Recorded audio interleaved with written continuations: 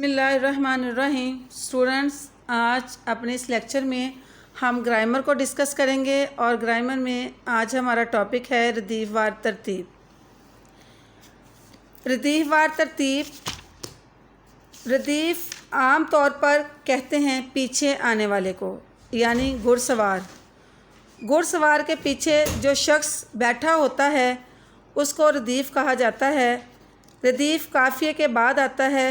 جس طرح گھوڑے پر پیچھے بیٹھا ہوا شخص اگلے بیٹھے ہوئے شخص کو مضبوطی سے پکڑتا ہے، بالکل اسی طرح ردیف قافیے کو مضبوط کرتا ہے، یعنی قافیے کو پکڑ کر رکھتا ہے۔ پوری نظم میں ردیف عام طور پر ایک ہوتا ہے، کچھ اشعار میں ردیف ہوتا ہے اور کچھ میں نہیں بھی ہوتا۔ جیسا کہ آپ کی ٹیکسٹ بک میں نظم ہے حمد، اس کے جو 2 بند ہیں ان میں ردیف ہے اور جو 3 بند ہیں ان میں ردیف نہیں ہے۔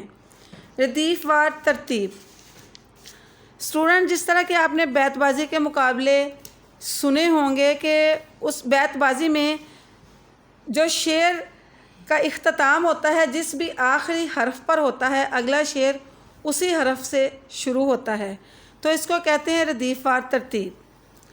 جیسے کہ ایک لفظ ہے مشال، اور مشال کا جو آخری حرف ہے وہ ہے لام، تو ہم اگلا لفظ جو ہے وہ لام سے ہی شروع کریں گے، لاٹھی۔ اب لاٹھی کا آخری حرف ہے یہ، اگلا لفظ جو ہے وہ ہم شروع کریں گے یہ سے، یمنا، اور پھر اب یمنا کے آخر میں بھی یہی آ رہا ہے تو اگلا لفظ ہم اسی سے شروع کریں گے، یاسر۔ اب یاسر کا جو آخری حرف ہے وہ ہے رے، تو رے سے ہم اگلا لفظ بنائیں گے ریل۔ تو یہ ہے اسٹوڈنٹس آج کا ہمارا ٹاپک ردیف وار ترتیب۔